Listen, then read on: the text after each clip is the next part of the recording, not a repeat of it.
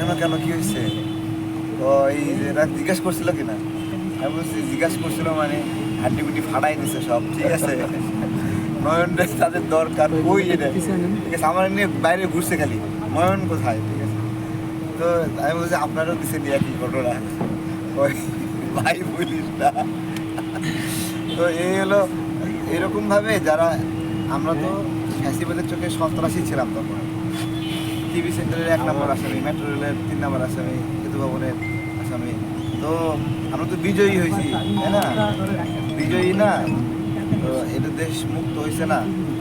এই দেশ মুক্ত করতে গিয়ে আমাদেরকে সাহসী হইতে হয়েছে, আগ্রাসী হইতে হয়েছে। শত্রুর সামনে আপনি কি নমনীয় আচরণ করবেন? যারা আপনাকে মারতে চায়, যারা ভোটাধিকার কেড়ে নিতে চায়, গণতন্ত্র কেড়ে নিতে চায়, ওই রকম ভয়ঙ্কর আচরণ আমরা করছি। এই জন্য আমাদেরকে ট্যাগিং করে, ঠিক আছে। কিন্তু এই বাংলাদেশে আর ট্যাগিং চলবে না। এগুলো যারা যারা বটগিরি করে ট্যাগিং করতেছে, এগুলো দেশের মানুষ জানুক যে কেন জাকির ভাইয়ের হাত সোজা হয় না, হ্যাঁ, সোজা করে দাঁড়াতে পারে না, কেন নয়ন ভাই আপনার হলো এত অত্যাচারের শিকার হয়েছে। আপনার আর একটা ঘটনা আছে,